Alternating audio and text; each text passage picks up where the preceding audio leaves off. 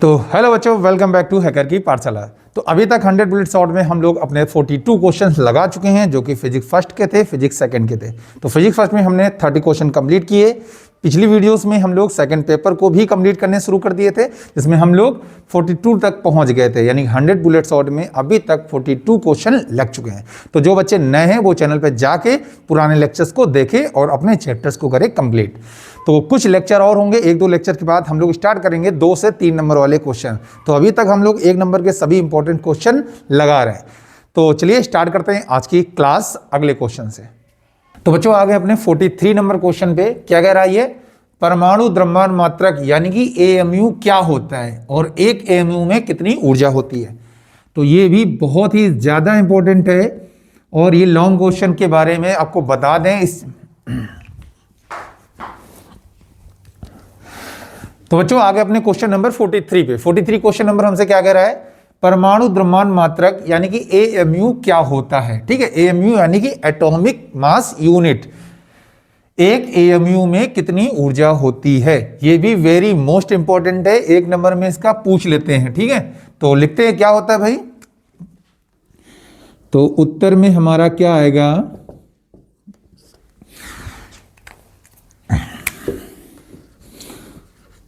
परमाणु द्रव्यमान मात्रक क्या होता है, कार्बन 6C12 के द्रव्यमान के 12वें भाग को कहते हैं, के द्रव्यमान के 12वें भाग को 12वें भाग को कहा जाता है। ठीक है, ध्यान रखिए, एक एएमयू या परमाणु द्रव्यमान जो मात्रक होता है वो कार्बन, वो भी कौन सा, C612, ये लिखना पड़ेगा। ठीक है, तो कार्बन जो 12 वाला होगा उसके द्रव्यमान के 12वें भाग के बराबर होता है, या उसी को कहते हैं 12वें भाग।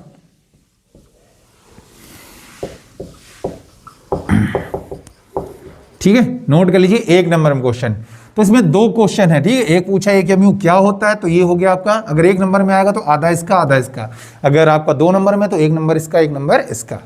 और एक एएमयू में ऊर्जा कितनी होती है, तो क्या लिखेंगे, एक एएमयू में कितनी ऊर्जा होती है भैया, 931 MeV ऊर्जा होती है। ठीक है, याद होना चाहिए, ऊर्जा होती है, लिख लीजिए भाई। तो एक एएमयू में 931 MeV ऊर्जा होती है। तो नोट करिए, उसके बाद चलते हैं हम लोग अगले इंपॉर्टेंट क्वेश्चन पे। तो बच्चों आगे अपने 44 नंबर क्वेश्चन पे क्या कह रहा है हमसे क्वेश्चन, नाभिक की बंधन ऊर्जा से आप क्या समझते हो, यानी कि बाइंडिंग एनर्जी पूछ रहा है न्यूक्लियस की। तो नाभिक की बंधन ऊर्जा क्या होती है, तो आपने पढ़ा होगा किसी भी एटम के अंदर जो नाभिक होंगे उसके भीतर प्रोटॉन और न्यूट्रॉन्स होते हैं, यानी कि न्यूक्लियंस इन्हें कहा जाता है। इन न्यूक्लियनों को आपस में जो बांधे रखता है, ठीक है, एक दूसरे के साथ जोड़े रखता है। तो इन दोनों को आपस में बांधे रखने के लिए जो ऊर्जा होगी, उसी ऊर्जा का नाम क्या होता है, बंधन ऊर्जा। या दूसरे शब्दों में हम लोग जब डिटेल में पढ़ते हैं तो हमको पता चलता है कि यही ऊर्जा बांधे भी रख सकती है और यही ऊर्जा क्या होती है, एक दूसरे को अलग कर सकती है। यानी कि हम दूसरे शब्दों में बोल सकते हैं, किसी भी नाभिक की बंधन ऊर्जा वह बाह्य ऊर्जा है जो नाभिक के न्यूक्लियनों को परस्पर अलग अलग करने के लिए आवश्यक होती है। यह जितनी ज्यादा होगी नाभिक, उतना ही ज्यादा क्या होगा हमारा, स्ट्रॉन्ग, यानी कि स्थायी, स्टेबल होगा। ठीक है, तो चलिए लिखते हैं इसकी परिभाषा। तो क्या होती भाई, वह बाह्य ऊर्जा जो किसी नाभिक या नाभिक के न्यूक्लियनों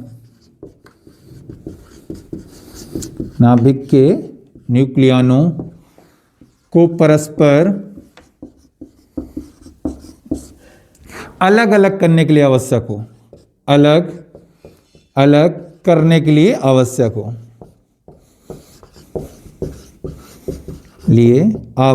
हो,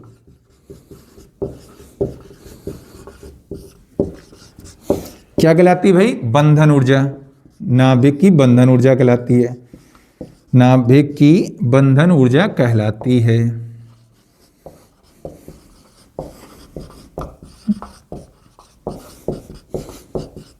अगर आप अपना गेस्ट पेपर उठा के देखेंगे तो ये क्वेश्चन बहुत बार पूछा गया है, ये वेरी मोस्ट इंपॉर्टेंट आता है, 2024 में भी पूछा गया है। तो वह वायु ऊर्जा जो नाभिक के न्यूक्लियनों को परस्पर अलग अलग करने के लिए आवश्यक हो, नाभिक की बंधन ऊर्जा कहलाती है। और अगर चाहे तो नोट पॉइंट डाल सकते हो, अगर आपको पता है क्या, बंधन ऊर्जा किसी नाभिक की जितनी ज्यादा होगी, नाभिक उतना ही अधिक स्थायी होगा। तो क्या लिखेंगे? किसी नाभिक की बंधन ऊर्जा जितनी अधिक होगी, जितनी अधिक होगी, नाभिक उतना ही अधिक स्थायी होगा, नाभिक उतना ही अधिक स्थायी होगा, स्थायी होगा। क्लियर? इसका फॉर्मूला लिखना चाहें तो क्या होता है भाई बंधन ऊर्जा का? तो लिखेंगे बाइंडिंग एनर्जी का फॉर्मूला होता है डेल्टा mc स्क्वायर। ठीक है, जहां डेल्टा m हमारा क्या होता है, उसे बोलते हैं हम लोग द्रव्यमान क्षति। c क्या होता है? प्रकाश की चाल, प्रकाश की चाल। चलिए नोट कर लीजिए, और ये मोस्ट इंपॉर्टेंट है तो आपको याद होना चाहिए। चलिए उसके बाद चलते हैं हम लोग अगले क्वेश्चन पे अपने। तो बच्चों आगे अपने 45 नंबर क्वेश्चन पे क्या कह रहा है ये, पीएन संधि डायोड में आप अवक्षय परत से क्या समझते हो। तो आपको बता दें, इस क्वेश्चन को बताने से पहले, ये आखिरी चैप्टर है सेकंड बुक का, जो 8 नंबर का अकेले आता है। ये ध्यान रखिए, अर्धचालक वाला चैप्टर है, यानी कि डायोड वाला, वो अकेले 8 नंबर का आता है। तो उसको कायदे से पढ़िए, डीप पढ़िए, और 8 नंबर आपके पक्के हो जाएंगे। अकेले एक चैप्टर है, तो ध्यान से रहे, इस चैप्टर में जितने भी क्वेश्चंस हैं वो सब के सब आपके इंपॉर्टेंट है, कहीं से भी कुछ भी पूछ सकता है। 8 नंबर का ये नहीं कि 8 नंबर का ही एक क्वेश्चन पूछेगा, नहीं, एक एक नंबर के पूछेगा, 2-2 नंबर के पूछेगा, छोटी छोटी थ्योरी पूछेगा। ठीक है, तो क्या है, पीएन संधि डायोड में आप अवक्षय परत से क्या समझते हो। तो आपने पढ़ा होगा पीएन संधि में कि जब हम एक पी टाइप सेमीकंडक्टर और एन टाइप सेमीकंडक्टर को मिलाते हैं या डायोड बनाते हैं, तो यहां पर जहां जुड़ते हैं उस जगह बोलते हैं हम लोग पीएन संधि। फिलहाल हमको ये सब नहीं देना है। तो जब एक पी टाइप सेमीकंडक्टर को एन टाइप सेमीकंडक्टर के साथ जोड़ा जाता है, तो जिस स्थान पर ये जुड़ते हैं वहां पर क्या होता है भाई, एक संधि का निर्माण होता है, जिसे क्या बोलते हैं, पीएन संधि। और पूरा सिस्टम क्या कहलाता है, पीएन संधि डायोड। पढ़ा होगा। लेकिन संधि के बनते हुए प्रोसेस होता है, उस प्रोसेस को यहां नहीं पढ़ना। तो उसके दौरान क्या होता है, संधि के दोनों साइड एक क्षेत्र बन के तैयार होता है। उस क्षेत्र में कोई भी आवेशवाहक नहीं रहता है। इस क्षेत्र को ही क्या बोलते हैं, अवक्षय परत। देखो यहां पर 1 नंबर का है, तो आपको ज्यादा डिटेलिंग नहीं देनी है। ठीक है, अगर आपसे पूछे अवक्षय परत का निर्माण कैसे होता है, तो आपको डिटेल्स देनी है। यहां नॉर्मल पूछा है अवक्षय परत से क्या समझते हैं, तो आप सिंपल लिखेंगे, क्या लिखेंगे, सीधी सी बात, पीएन संधि के दोनों ओर का वह क्षेत्र जिसमें कोई चलनशील आवेशवाहक नहीं रहता है, चलनशील आवेशवाहक नहीं रहता है।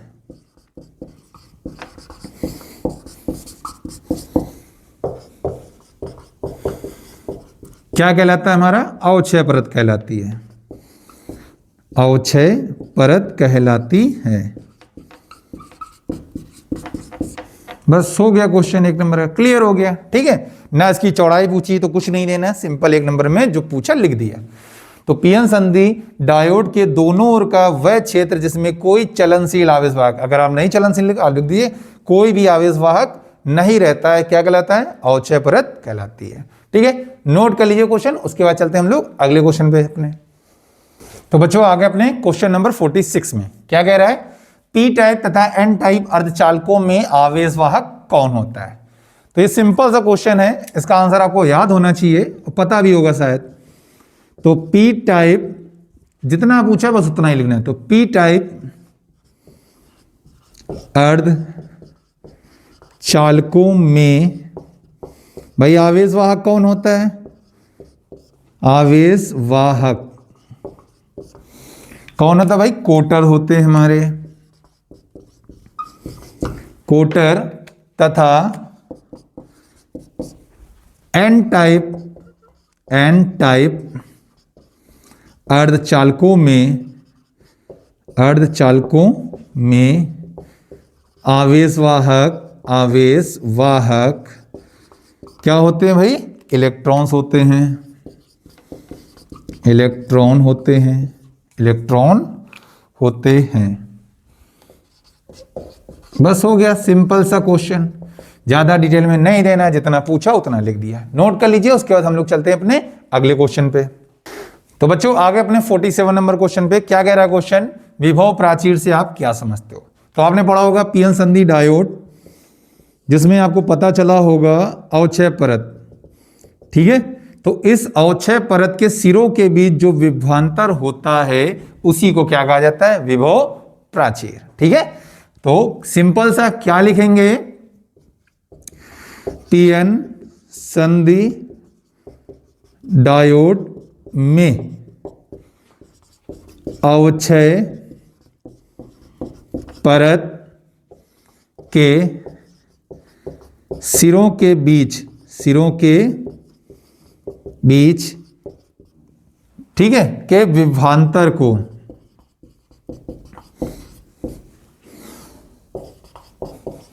विभव प्राचीर कहते हैं।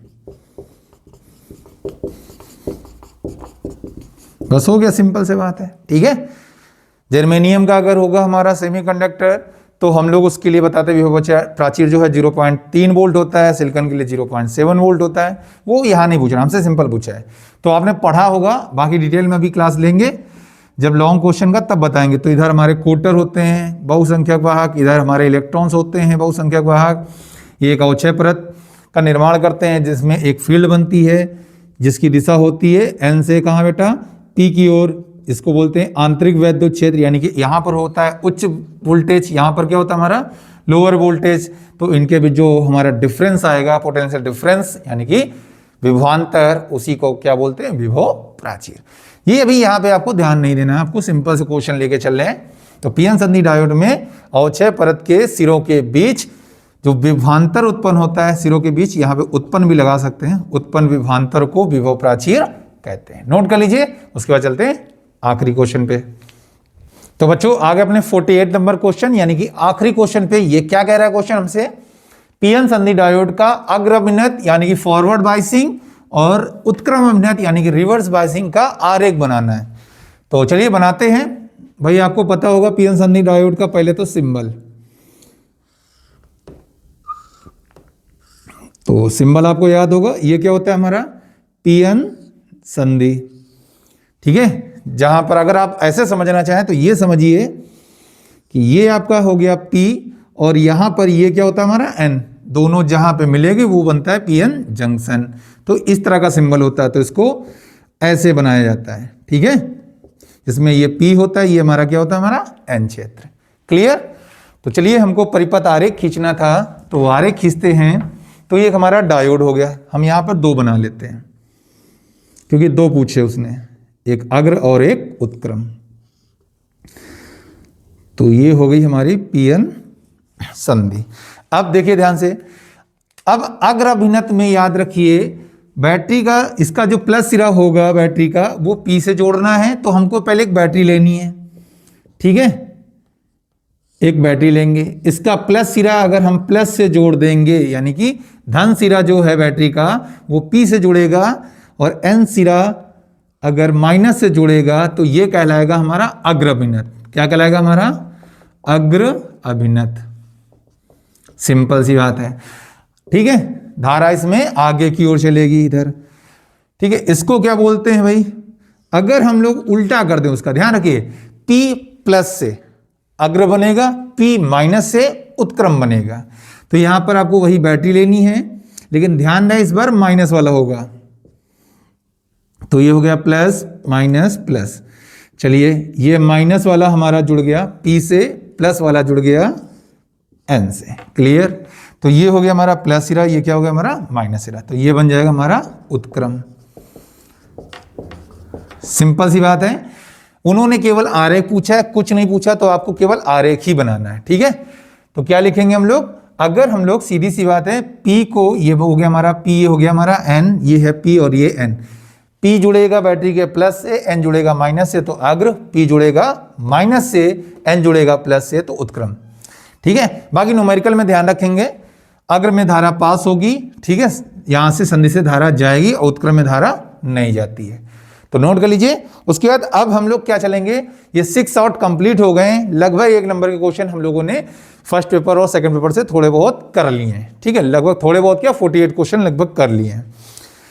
अब हमारा जो टारगेट होगा बड़े क्वेश्चन पे आ गया, यानी 2 नंबर 3 नंबर, यानी कि डेरिवेशन और न्यूमेरिकल्स और लॉन्ग क्वेश्चन जो भी थ्योरी वगैरह होगी।